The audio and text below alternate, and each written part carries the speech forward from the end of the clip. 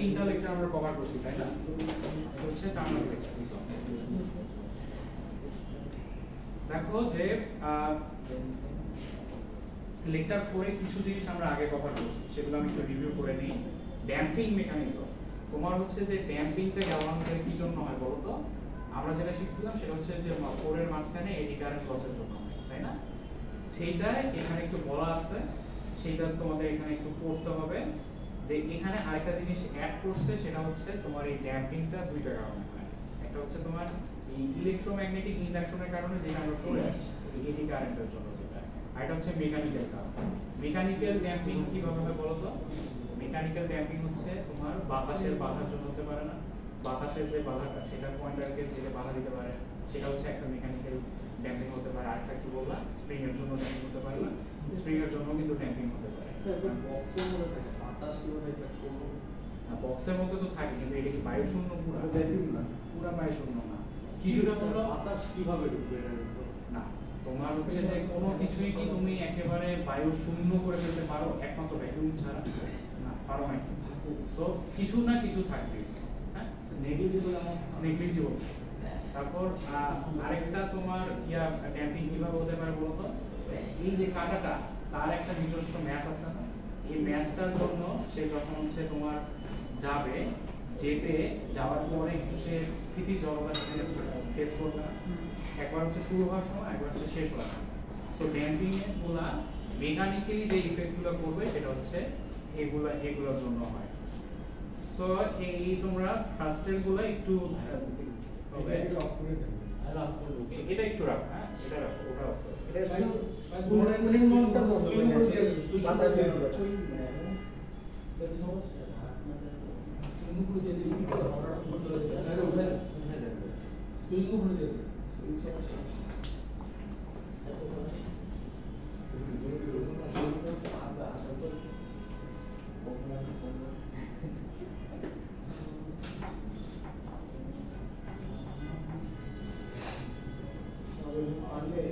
ঠান্ডা লাগলে একটু যারা ওখানে আছো সিট চেঞ্জ করো, সামনের দিকে চলে আসো। অনেকক্ষণ ধরে আসলে এখানে ঠান্ডা লাগছে।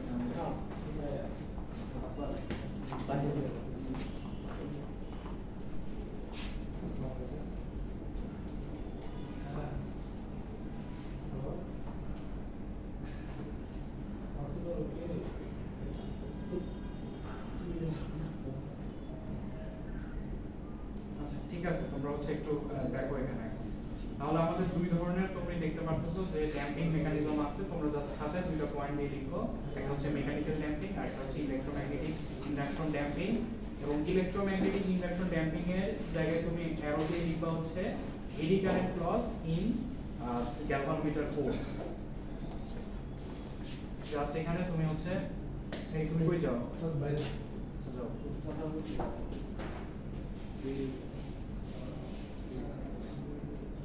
তো লিখছো মেকানিক্যাল লাগবে, হ্যাঁ লিখো।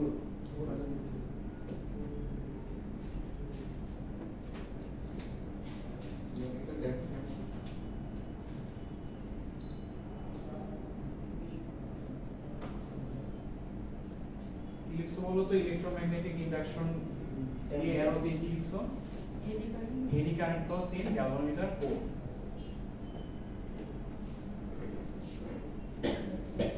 এখানে তোমার হচ্ছে জিনিসগুলো জাস্ট জানতে হবে, এটা হলো তোমার একেবারে যে মুখস্থ করতে হবে এমন কিছু না, তোমরা শুধু জানার জন্য জিনিসগুলো জানবা। যে এই যে দেখো মেকানিক্যাল ড্যাম্পিংটা হচ্ছে এই যে দেখো এয়ার সারাউন্ডিং কয়েলের চারপাশে যে বাতাস, যেটা মাত্র বললাম, বাতাসের বাধার জন্য যে তোমার ড্যাম্পিংটা হয়।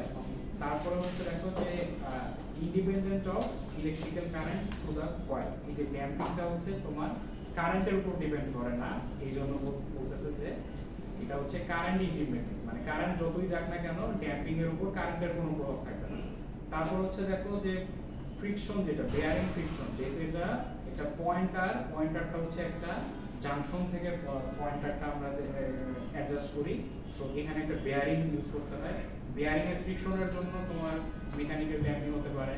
তারপর হচ্ছে যে সাসপেনশন স্প্রিং, যেটা হচ্ছে স্প্রিং টেক্সট তোমরা, সেটার জন্য ড্যাম্পিংটা হতে পারে। তারপর হচ্ছে যে এখানে দেখো যে একটা ড্যাম্পিং এর থেকে প্রতিরোধ করার জন্য একটা ছবি দেয়া আছে, এটা একটু দেখে নিতে পারো, এটা এমন ইম্পর্টেন্ট না, তোমার শুধু হচ্ছে যে মেকানিক্যাল ড্যাম্পিংটা কি কারণে হয় সেটা জানতে হবে, এতটুকু তোমরা জেনে রাখবা। এরপরে দেখো আমরা ইলেকট্রোম্যাগনেটিক ইন্ডাকশনটা যেটা সেটা তোমরা জানো, সেটা হচ্ছে দেখো যে এই কোরের মধ্যে আমাদের যেই কারেন্টটা এডি কারেন্টটা প্রবাহিত হয়, এই যে হাত দিয়ে যাবে, এটা হাত দিয়ে বন্ধ করতেছে। আচ্ছা দেখো যে এই যে কোরের মধ্যে যে লসটা হয় সেটা হচ্ছে আমাদের এডি কারেন্ট লস হয়। এই এডি কারেন্ট লসের জন্য আমাদের ড্যাম্পিংটা প্রোভাইড হয়, সেটা এখানে ইলেকট্রোম্যাগনেটিক ইন্ডাকশনের মাধ্যমে হয়, সেটা একটু তোমাদের দেখবা। আচ্ছা তারপর এখানে এই জিনিসটা গতকাল কোথায় দেখছো বলো তো, ক্রিটিক্যাল ড্যাম্পিং রেজিস্ট্যান্স পড়ছো না গতকালকে? এটা হচ্ছে তোমার ক্রিটিক্যাল ড্যাম্পিং এর জন্য গ্যালভানোমিটারকে যে রেজিস্ট্যান্সটা প্রোভাইড করতে হয় সেটা হচ্ছে বলা হয় এই যে সিডিআরএস, ক্রিটিক্যাল ড্যাম্পিং রেজিস্ট্যান্স এক্সটার্নাল, মানে হচ্ছে তোমার গ্যালভানোমিটারের তো একটা নিজস্ব ইন্টারনাল রেজিস্ট্যান্স থাকে, আর যে সার্কিটটা তুমি কারেন্ট অথবা ভোল্টেজ মাপবা তারও একটা রেজিস্ট্যান্স থাকে, তাই না? এই দুইটার যোগফলে যদি তোমার ক্রিটিক্যাল ড্যাম্পিংটা না ঘটে তখন এক্সট্রা যে যোগফল এক্সট্রা যেটা লাগবে সেটা তুমি বিয়োগ করে বের করতেছো, ওই যে তোমার ক্রিটিক্যাল ড্যাম্পিং থেকে ইন্টারনাল ড্যাম্পিং রেজিস্ট্যান্স সেটা বিয়োগ করে বের করছো, কিন্তু যে এক্সট্রাটা লাগবে সেটা হচ্ছে তোমার ক্রিটিক্যাল ড্যাম্পিং রেজিস্ট্যান্স। সো এটা এখান থেকে তোমাদের জানার মতো তিনটা তোমরা জিনিস মাথায় রাখবা। ড্যাম্পিং দুই ধরনের হয়, একটা মেকানিক্যাল ড্যাম্পিং আর একটা হচ্ছে ইলেকট্রোম্যাগনেটিক ইন্ডাকশনের জন্য যে ড্যাম্পিংটা হয়। মেকানিক্যাল ড্যাম্পিংটা প্রোভাইড করে কে? বাতাস প্রোভাইড করতে পারে, স্প্রিং প্রোভাইড করতে পারে, ইনার্শিয়া প্রোভাইড করতে পারে, আর তোমার এই যে ইলেকট্রোম্যাগনেটিক ইন্ডাকশনের জন্য যে ড্যাম্পিংটা হয় সেটা প্রোভাইড করে কোরের মধ্যে যে এডি কারেন্ট লসটা হয় সেটা। এটা একটু জানলে হবে। আচ্ছা তোমাদেরকে আমি যে গ্যালভানোমিটারটা পড়াইছি সেটার নাম একটা ছিল ডি আর্সনভাল গ্যালভানোমিটার, তাই না? দেখছো না তোমরা?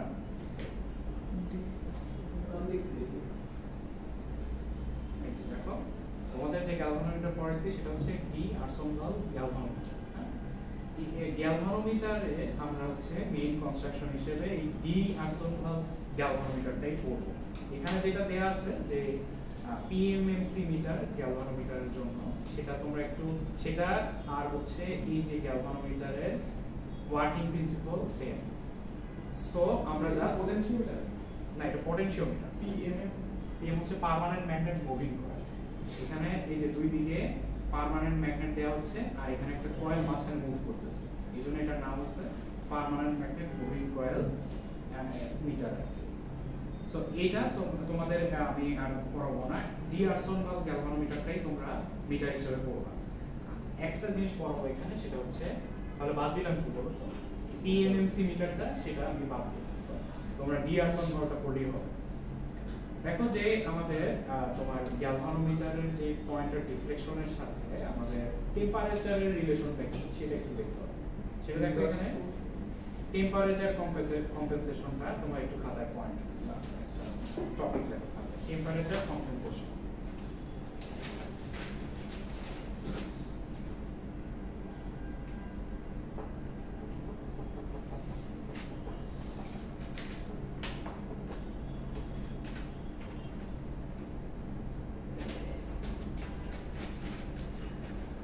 লিখে তোমরা দেখো যে এই ফর্মুলার সাথে তোমরা পরিচিত, তাই না? এটা এফ দিয়ে আমরা শিখছিলাম, বাকি তো ঠিক আছে না ফর্মুলাটা? সো জিআই বাই কে, হ্যাঁ জিআই বাই কে। সো এই ফর্মুলাটা দেখো তোমরা যদি টেম্পারেচার বৃদ্ধি করো তাহলে কি হচ্ছে, তোমার দিকটা কি বলতো, ম্যাগনেটিক ফ্লাক্সটা টেম্পারেচার বৃদ্ধি করলে একটা ম্যাগনেটের ম্যাগনেটিক ফ্লাক্সে তাহলে কি হয়, হ্রাস হয়, সেটাই পয়েন্টে আমরা বুঝতে পারতেছি। এটা কি বলতো, স্প্রিং কনস্ট্যান্ট। তাপ দিচ্ছ স্প্রিং এর, তোমার যেটা আগে ফ্লেক্সিবিলিটিটা বেড়ে যাবে না, এক্সপ্যানশন হবে না স্প্রিং এর ম্যাটেরিয়ালটা, তাহলে কে যেটা স্প্রিং কনস্ট্যান্টটা কমে যাবে না, তাহলে স্প্রিং এর প্রপার্টিটা তার মধ্যে কমে যাচ্ছে না। সো এটা দেখো বি কমতেছে আর কে কমতেছে। আর হচ্ছে তোমরা জানো টেম্পারেচারের সাথে রেজিস্ট্যান্সের সম্পর্ক হচ্ছে সমানুপাত, তাই না? টেম্পারেচার বাড়লে রেজিস্ট্যান্স বাড়ে, এইজন্য দেখো কয়েলের রেজিস্ট্যান্সটা বেড়ে যাচ্ছে। সো এখানে দেখো যে তোমরা দুইটা বিপরীতমুখী জিনিস খেয়াল করতেছো এই ফর্মুলার মধ্যে। থিটা কিসের উপর ডিপেন্ডেন্ট সেটা আগে এরা বলতেছে যে জি এর মধ্যে বি আছে না তোমার এন বি এ আছে না, এর মধ্যে এন তো তোমার কয়েল নাম্বার সেটা কনস্ট্যান্ট, আর এ তো তোমার কয়েলের যে তোমার ডায়ামিটার গুলো তোমার ডায়ামিটার সেটা কনস্ট্যান্ট। জাস্ট এই জি এর জায়গায় তাহলে কি বি হবে না, বিটা একমাত্র তোমার চেঞ্জেবল ইউনিট না। সো তুমি দেখতেছো যে টেম্পারেচার বাড়লে তোমার বি কমতেছে এবং হচ্ছে কে কমতেছে, কিন্তু রেজিস্ট্যান্সটা বাড়তেছে, তার মানে কি আইও কমতেছে। সো টেম্পারেচার বাড়লে ডিফ্লেকশন কি কম দিবে না বেশি দিবে? রেজিস্ট্যান্স কম বেশি হবে, রেজিস্ট্যান্স তো বেশি হবে, ডিফ্লেকশনটা কম দিবে, তাই না? হ্যাঁ কম দিবে। কারণ কি দেখো যে এখানে বি কমতেছে কিন্তু কে বাড়তেছে, তার মানে কি এই টার্মটা কেও কমতেছে, তার মানে এই টার্মটা আলটিমেটলি কি কনস্ট্যান্ট আছে না, বোঝা যাচ্ছে ব্যাপারটা? কিন্তু আই তো আবার কমে যাচ্ছে, যার কারণে থিটাটা কমতেছে। বুঝতে পারলাম? দেখো আমার থিটাটা কি জিনিস আসলে, জি আই বাই কে না। টেম্পারেচার যত বাড়বে আমরা কি দেখতেছি যে বিটা কমতেছে, তারপর হচ্ছে তোমার কেটা কমতেছে এবং রেজিস্ট্যান্স বাড়তেছে, তাই না? রেজিস্ট্যান্স বাড়ার সাথে কারেন্টের সম্পর্ক কি কমানো না? তাহলে এখানে দেখো এই জি এর মধ্যে আবার কি আছে, কয়েলের টার্ন নাম্বার আছে, ম্যাগনেটিক ফ্লাক্সটা আছে এবং এরিয়াটা আছে কয়েলের। So G entirely proportional to magnetic flux. তাহলে এখানে দেখো যে ম্যাগনেটিক ফ্লাক্সটা কমতেছে, তার মানে কি জিটা কমবে না? তারপর হচ্ছে কেটা কমতেছে না? আর রেজিস্ট্যান্স কমা বাড়া মানে কারেন্ট কমা, তার মানে এটাও কমতেছে না? দেখো যে এই যে তোমার এই টার্মটা কমতেছে, তো এই টার্মটাও কমতেছে, তার মানে কি বলতো, যে মনে করো যে এখানে আমার আগে ছিল 5/10, এখন হচ্ছে জি কমে হলো আমার 3/7, তার মানে প্রপোর্শনালটা সেম ভাবে চেঞ্জ হচ্ছে না। তাহলে এই দুইটার ইফেক্ট তো কোন পড়তেছে তোমার থিটার উপরে, কিন্তু কারেন্টটা এখানে কমে যাচ্ছে না, কারেন্টটা কমার জন্য থিটাটা কমবে না এখানে, এটাই বলতে চাচ্ছি যে তোমার জি এবং কে এর সাথে তোমার টেম্পারেচার রিলেশনটা আছে, কিন্তু হচ্ছে এটা তোমার থিটাকে খুব একটা প্রভাব ফেলতেছে না, কিন্তু এন্টায়ারলি প্রভাব ফেলছে হচ্ছে কয়েলের যে রেজিস্ট্যান্সটা সেটা। সো এটা এখানে দেয়া আছে। আর হচ্ছে তোমার এখানে একটা তোমরা দেখবা যে ইনফরমেশন আছে যে দেখো দা ইফেক্ট আর নট আইডেন্টিক্যাল, মানে হচ্ছে বলতেছে যে সবগুলা যে ইউনিট তোমার সেগুলো সেম না। So an uncompensated meter tends to read low by approximately 0.2% per degree Celsius rising temperature, মানে হচ্ছে 1 ডিগ্রি সেলসিয়াস যদি তোমার টেম্পারেচার বৃদ্ধি হয় তাহলে তোমার এই যে 0.2% করে তোমার থিটা ডিফ্লেকশনটা এই হারে কমে যাবে। বুঝা যাচ্ছে? সেটা হচ্ছে এটা একটু দেখবা। তাহলে এই জিনিসটাকে বলা হচ্ছে টেম্পারেচার কম্পেনসেশন। টেম্পারেচারের সাথে তোমার থিটার যে রিলেশনটা সেটা হচ্ছে আমাদের টেম্পারেচার কম্পেনসেশন। আচ্ছা, আরেকটা জিনিস আছে এখানে যে টেম্পারেচার কম্পেনসেশনের জন্য তো আমার যে রিডিংটা আসে সেটা ভুল রিডিং আসবে, তাই না? যে যেহেতু টেম্পারেচার বাড়তেছে, টেম্পারেচার বাড়লে তোমার রিডিং পাচ্ছ বা ভুল রিডিং, তাই না? সো এটা আমাদের একটা কোনোভাবে এই জিনিসটাকে কম্পেনসেট করতে হবে, মানে ক্ষতিপূরণ করতে হবে। ক্ষতিপূরণ করার জন্য তোমরা এই অ্যারেঞ্জমেন্টটা একটু শিখবা। সেটা হচ্ছে দেখো এই যে এটা হচ্ছে আমাদের সেই গ্যালভানোমিটারটার পয়েন্টারটা হচ্ছে এটা হচ্ছে আমাদের সেই কয়েল ইয়াটা ম্যাগনেটটা, এটা ধরো নর্থ পোল আর এটা হচ্ছে সাউথ পোল, আর এটা হচ্ছে আমাদের সেই কোরটা আর এটা হচ্ছে কয়েলটা। এই কয়েলের সাথে একটা কপার এবং ম্যাঙ্গানিজের ম্যাঙ্গানিজের আর কি তোমার একটা সংকর ধাতুর মিশ্রণ দিয়ে একটা রেজিস্ট্যান্স তৈরি করা হয়, সেটা কয়েলের সাথে সিরিজে কানেক্ট করা হয়। তার মাধ্যমে আমরা টেম্পারেচার যদি তোমার কোনো কারণে বৃদ্ধি পায়, টেম্পারেচারের জন্য যে ভোল্টেজ ড্রপটা হওয়ার কথা, যে রেজিস্ট্যান্সটা বেড়ে যাওয়ার কথা, সেই ড্রপটা এখানেই হয়েছে, যেটা হচ্ছে কয়েলের উপর প্রভাব ফেলে না। সো এই যে তোমরা এই অ্যারেঞ্জমেন্টটা একটু মাথায় রাখতে হবে, বুঝতে পারছো? যে তোমার এই কয়েলের সাথে আমাদের এই যে রেজিস্ট্যান্সটা তুমি অ্যাড করলে তার নাম হচ্ছে সোয়াম্পিং রেজিস্ট্যান্স। সোয়াম্পিং রেজিস্ট্যান্স কি জিনিস তাহলে? মানে কোনো কারণে যদি টেম্পারেচার বৃদ্ধি হয়, গ্যালভানোমিটারের ডিফ্লেকশনটা তো খুব কম আসবে, তাই না? যেটা তুমি এই ফর্মুলার মাধ্যমে দেখলা। এটা তো রেজিস্টর, তাহলে তো আরো রেজিস্টর বেড়ে যাবে। না, রেজিস্ট্যান্স তো বাড়বে, কিন্তু এটা হচ্ছে টেম্পারেচার বৃদ্ধির জন্য তোমার যে ইফেক্টটা হচ্ছিল সেটাকে হচ্ছে কমায় দিবে। এটাই হচ্ছে এটার কাজ। বুঝা গেল? এটার কাজই হচ্ছে তোমার এই প্রভাবটা যেটা সেটা কমায় দেওয়া, আর বেশি কিছু না। আচ্ছা, স্যার এটা এরকম হলো না যে একে তো বাড়াইতেছে রেজিস্ট্যান্স বাড়াচ্ছে, আবার এনেও বাড়াই না, ওই যে টেম্পারেচার বৃদ্ধির জন্য তোমার কয়েলের মধ্যে ভোল্টেজ ড্রপ হতো না, যার জন্য আমরা ভুলভাল রিডিং পেতাম না। আমরা হচ্ছে এখন এই কয়েলের এই যে তোমার কোরের মধ্যে যে কয়েলটুকু আছে তার মধ্যে আমি কোনো ড্রপ ঘটাবো না, ড্রপটা ঘটাবো আমি এক্সটার্নালি বাইরে নিয়ে এসে একটা রেজিস্ট্যান্স অ্যাড করব। বুঝতে পারছো? আচ্ছা, ওকে, এটা একটু দেখবা তোমরা। এই যে এটার আরেকটা হচ্ছে তোমার মডিফাইড ভার্সন দিছে, এটা একটু দেখবা। এটা হচ্ছে যে তোমরা ফার্স্ট সেটটা দেখবা, যেটা তোমার মেইন ব্যাখ্যাটা সেটা একটু দেখবা, এটা কি হবে। আচ্ছা, এরপর আসো, এরপরে হচ্ছে আমরা লাস্ট ক্লাসে যে একটু দেখছিলাম সেটা আমরা একটু রিভিউ করব। তোমরা লাস্ট ল্যাবের মধ্যে আমি তোমাদেরকে দেখিয়েছিলাম না যে গ্যালভানোমিটার থেকে কিভাবে অ্যামিটারে আসতে হয় ল্যাবে। সো আমরা কি দেখছিলাম যে এটা হচ্ছে আমাদের সেই গ্যালভানোমিটারটা সাথে আমরা যদি একটা রেজিস্ট্যান্স শান্টে কানেক্ট করি তাহলে হচ্ছে এই অ্যারেঞ্জমেন্টটাকে আমরা কি বলি বলতো? অ্যামিটার বলি, তাই না? কারণ হচ্ছে যে অ্যামিটারের মধ্য দিয়ে যে কারেন্টটা আমরা গ্যালভানোমিটারের মধ্যে যে কারেন্টটা যেতে হবে সেটা হচ্ছে আমাদের ছোট পরিমাণ হতে হবে, তাই না? কারণ হচ্ছে না হলে কয়েলটা পুড়ে যেতে পারে। তার জন্য আমরা এই যে গ্যালভানোমিটারের সাথে আমরা শান্টে বা প্যারালাল আরেকটা রেজিস্ট্যান্স অ্যাড করি, যেন হচ্ছে আমাদের কারেন্টটা ওই যে এই গ্যালভানোমিটারটা এর মধ্য দিয়ে কম যায়। এর মধ্যে কিন্তু রেজিস্ট্যান্স বেশি, বোঝা যাচ্ছে? গ্যালভানোমিটারের মধ্যে কিন্তু রেজিস্ট্যান্স অনেক বেশি থাকে, যার কারণে এখানে তোমার কারেন্টটা মিলিঅ্যাম্পিয়ার রেঞ্জে যায়। সো এর সাথে আমরা যদি এখানে একটা কম মানের রেজিস্ট্যান্স যোগ করি প্যারালালি, তাহলে কারেন্ট এই দিকে যাবে ফুলি, আর এই অ্যারেঞ্জমেন্টটা হচ্ছে আমাদের অ্যামিটার। সো এই তোমার একটু ইকুয়েশনটা আমি লাস্ট লেভেল বলছিলাম, তারপর একটু এখনো দেখো। আমরা যদি এখানে দেখি এই দুইটা, এটা একটা নোড না, সেম নোড না এটা, যে এখানে যেটা আমি দেখাচ্ছি সেম নোড, মানে এর মধ্যে ভোল্টেজ ড্রপটা সেম হবে। ভোল্টেজ ড্রপটা সেম হলে দেখো যে কারেন্টটা যে আছে সেটা হচ্ছে ISH আর SH, সেটা হচ্ছে এই ভোল্টেজ ড্রপটা। আর গ্যালভানোমিটারের মধ্যে দিয়ে যে কারেন্টটা যাচ্ছে সেটা হচ্ছে IM, আর গ্যালভানোমিটারের যে ইন্টারনাল রেজিস্ট্যান্সটা দেখো সেটা হচ্ছে I, সেটা হচ্ছে এটা। তাহলে তোমার হচ্ছে যে RSH যেটা হচ্ছে তুমি বের করতে যদি চাও তাহলে এই দিক থেকে বের করতে পারবা। আর এই যে তোমার ISH মানে হচ্ছে এইখানকার মধ্যে যে কারেন্টটা যাচ্ছে শান্ট রেজিস্ট্যান্সের মধ্যে দিয়ে, এটা তোমার দুইটা যোগ করবা ISH প্লাস Q। তাহলে তুমি যদি ISH বের করতে চাও টোটাল কারেন্ট থেকে গ্যালভানোমিটারের মধ্যে দিয়ে যে কারেন্টটা যাবে সেটা মাইনাস করতে হবে না? সো এই যে দেখো সেটা হচ্ছে এই কারেন্ট, আমাদের দরকার হচ্ছে এই কারেন্টটা বের করা। এই কারেন্টের ভ্যালুটা হচ্ছে আমরা এই যে ISH এর এখানে বসাই দেব।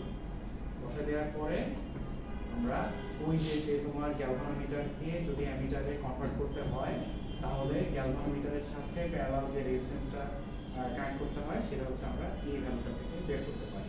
বুঝা গেল? আচ্ছা, এরপরে দেখো যে এখানে আরেকটু অ্যারেঞ্জমেন্ট করছে।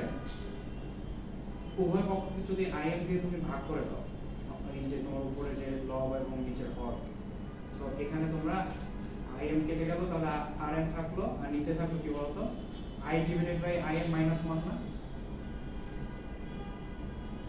বুঝতে পারতেছো? আচ্ছা দেখো RSH, এটা আমরা কি পাচ্ছিলাম? IM RM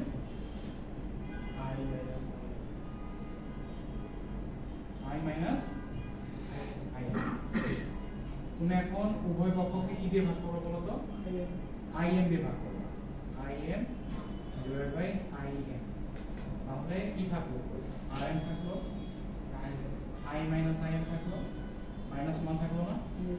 এই যে I মাইনাস IM এটাকে ওরা একটা ভ্যারিয়েবল দিয়ে প্রকাশ করছে m। সো RSH হচ্ছে তোমার যে রেজিস্ট্যান্সটা তোমার প্যারালাল কানেক্ট করা লাগবে গ্যালভানোমিটারের সাথে তাকে অ্যামিটার বানানোর জন্য, সেটা হচ্ছে এই রেজিস্ট্যান্সটা। এটা একটু তোমরা মাথায় রাখবা হালকাভাবে। স্যার এমটা কি আসলে পরিচয়? এমটা হচ্ছে ওই যে তোমার মেইন যে কারেন্ট গ্যালভানোমিটারের মধ্য দিয়ে যে ফুল কারেন্ট কয়েলের মধ্যে যে কারেন্টটা যায় সেটা ডিভাইডেড বাই, মানে স্যার ওটা তো বুঝছি যে দেখে মানে এর পরিচয় নয় আলাদা না, এমটা হচ্ছে দুইটা কারেন্টের রেশিও। এটা মানে ইকুয়েশনটাকে সিম্পল করার জন্য একটা দিয়ে রিপ্লেস করে দিচ্ছি। ওকে, তারপরে দেখো, আচ্ছা এখন এই যে তুমি যে আমরা একটা গ্যালভানোমিটার দিয়ে তো কি করি বলো তো, যে এমন না জাস্ট আমরা 10 মিলি অ্যাম্পিয়ার রেঞ্জের মতো কারেন্ট মাপ, তোমরা দেখছো লগ ঘুরে ঘুরে 10 থেকে 50 মিলি অ্যাম্পিয়ার বা 100 মিলি অ্যাম্পিয়ার দেখছো না? এটা করার জন্য যে ভিতরে যে সার্কিটটা সেটা আমরা এখন একটু দেখবো। তোমাদেরকে আমি সিম্পল অ্যারেঞ্জমেন্টটা দেখাবো না, যেটা বেশি ইম্পর্টেন্ট সেটা দেখাবো। সেটা হচ্ছে অ্যাড্রন শান্ট অ্যারেঞ্জমেন্ট, সেটা হচ্ছে এটা। এই সার্কিটটা তোমরা একটু খাতায় ড্র করো।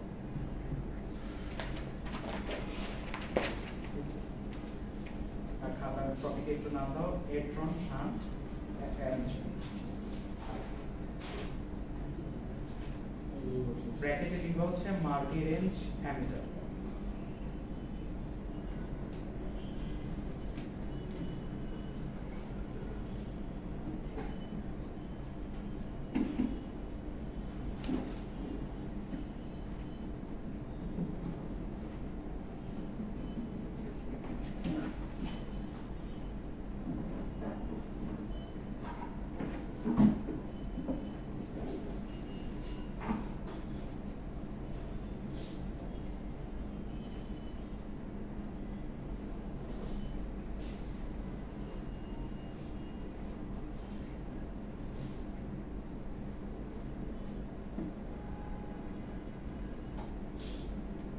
এটা কিন্তু একই সাথে তোমাকে আমি একটা থিওরিও বোঝাচ্ছি এবং দেখো যে একটা ম্যাথ হিসেবেও আসতে পারে, সব ভ্যালু দেওয়া আছে এই সার্কিটে।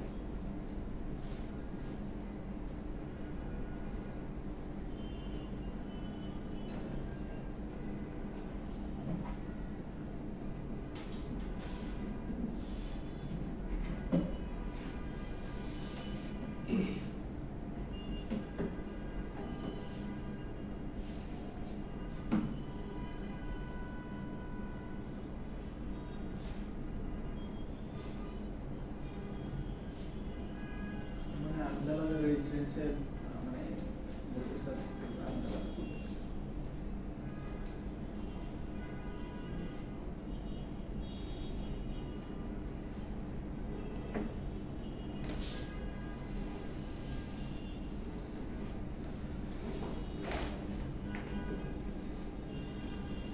এই যে এদিকে যে মিটারটা দেখতেছো সেটা হচ্ছে আমাদের সেই গ্যালভানোমিটার বা অ্যামিটার।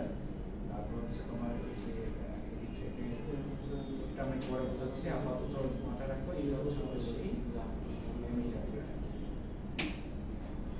আইএফএস আইএফএস হচ্ছে ওই যে তোমার অ্যামিটারের মধ্যে যে কার্ডটা আছে সেটা হচ্ছে আইএফএস। আচ্ছা এখানে দেখো নব হচ্ছে তোমার এই পয়েন্টারটা, নব দিয়ে মনে করো যে আমি হচ্ছে এখানে একটু ড্র করি। প্রথম হচ্ছে তোমার এই যে নবটা এখানে আছে, নবটা আমি এনে এই যে এটার সাথে কানেক্ট করি। নবটা মনে করে এতটুকু আছে, তাহলে তুমি যে সার্কিটটা কমপ্লিট করবে সেটা কিরকম বলো তো? এই এখান থেকে প্লাসে এসে কারেন্ট এসে এই যে দুইটা রাস্তা দেখবে, একটা হচ্ছে এদিক দিয়ে যাবে একটা হচ্ছে এদিক দিয়ে যাবে, তাই না? সো এইটা যদি সার্কিট হিসেবে আঁকা তাহলে দেখতে কিরকম হবে বলো তো? একে দেখাই।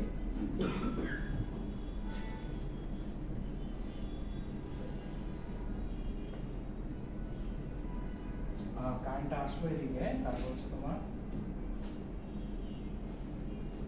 রেজিস্ট্যান্সটা সে দেখতে হচ্ছে R3, আর এদিকে আরেকটা রাস্তা পাচ্ছিল না R2 এবং R1।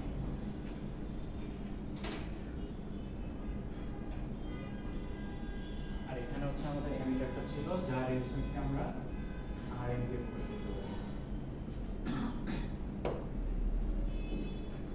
এটাকে যদি মেইন কারেন্টটা দাও I, এটাকে যদি শান্ট কারেন্ট দাও ISH, এটাকে যদি মিটারের মধ্যে দিয়ে কারেন্টটা দাও IM প্রকাশ করতে পারো, তাহলে কি এরকম সার্কিট আঁকানো যায়? যদি পয়েন্টারটা আমরা এখানে দিই তাহলে এখানে তুমি হচ্ছে যে কারেন্টটা তুমি এই যে এতটুকু ব্রাঞ্চের মধ্যে দিয়ে যাচ্ছে সেটাকে ISH নিয়ে, তাই না? ISH নিলে এখানে ISH is equal to ISH into R3 is equal to তুমি কি লিখতে পারো IM R2 plus R1 plus R লিখতে পারো। দেখো তো যে এতটুকু ভোল্টেজ ড্রপ সমান এতটুকু ভোল্টেজ ড্রপ লিখতে পারো না। তারপরে এরপরে তুমি যদি লকটা এখন এখানে দাও তাহলে সার্কিটটা আপনি কিরকম হবে বলতো, আমি মুছে দিই।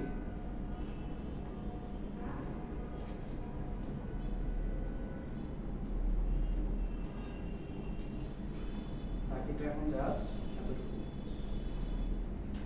নবটা আমি এখানে এতটুকু নিয়ে আসছি, তাহলে প্লাস এসে আমাদের দুইটা রেজিস্ট্যান্স এটা সিরিজে থাকবে R2 এবং R3। আমরা কেস 1 লিখে প্রথমে এটা লিখবা,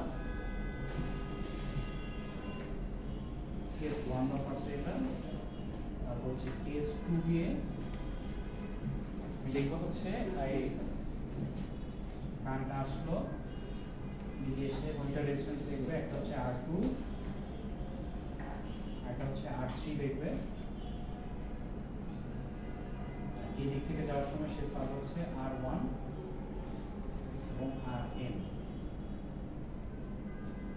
এটা হচ্ছে আমাদের ISH আর এটাকে দেবো আমরা IN। তাহলে কেস 2 এর জন্য আমরা শান্ট কারেন্টটা দেখব হচ্ছে ISH R2 plus R3 is equal to IM R1 plus Rn। তারপরে এতটুকু রাখাও, কেস 3 টা কিভাবে বলতো, কেস 3 টা হচ্ছে আমাদের পয়েন্টারটা এখন এখানে চলে যাবে, তাই না? তার মানে আমি দেখে বুঝতে পারতেছি এই দিকটা হচ্ছে তোমার সিরিজে থাকবে আর এটা হচ্ছে একটা রেজিস্ট্যান্স Rm পাবে, তাই না? তাহলে কেস 3 টা লিখে তোমরা যদি সার্কিট রাখো তাহলে এখানে R1 R2 R3 plus minus আর হচ্ছে এদিকে Rn পাবে, এদিকে শান্ট কারেন্টটা যাবে, এদিকে Rnটা যাবে। মানে এটা যদি তুমি ইয়া করো তাহলে ISH R1 plus R2 plus R3 is equal to IM Rn। this one লিখে এটাকে তুমি 1 নম্বর ইকুয়েশন দিবা, এটা 2 নম্বর ইকুয়েশন, এটাকে 3 নম্বর ইকুয়েশন, এতটুকুই।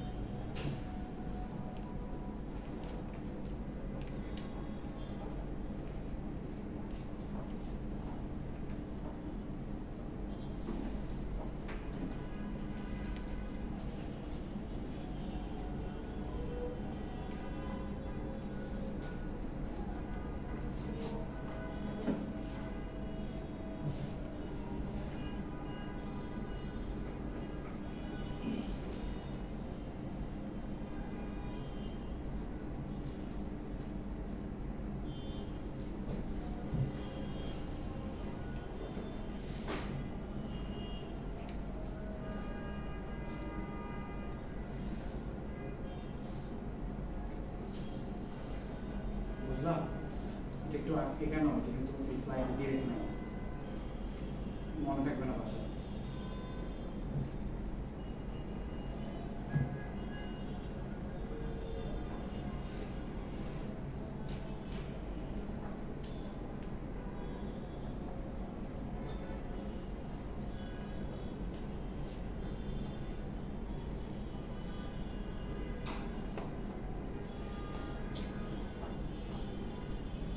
হয়েছে সবার এতটুকু? তাহলে দেখো আমাদের হচ্ছে যে ইকুয়েশন 3টা না আমাদের এখানে এই সার্কিটে দেখো আমাদের আননোন জিনিস 3টা না, R1 R2 এবং R3।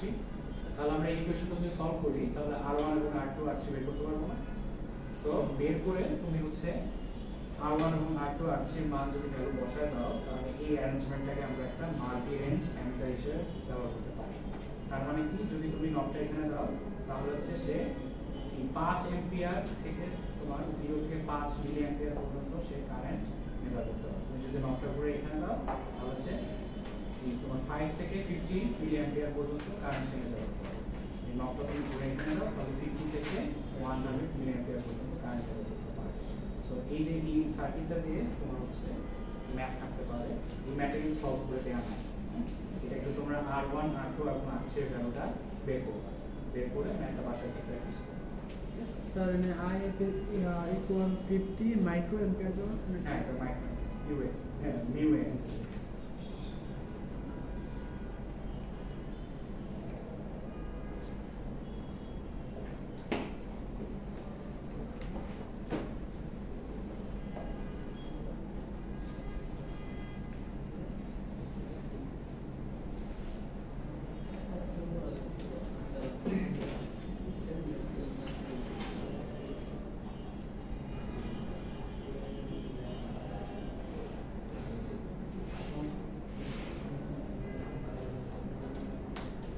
হয়েছে সবার? তাহলে আজকে এতটুকু থাকবে। নেক্সট ক্লাসে আমরা অ্যামিটার লোডিং এফেক্টটা দেখবো, তারপর মাল্টি রেঞ্জ ভোল্টমিটার দেখবো।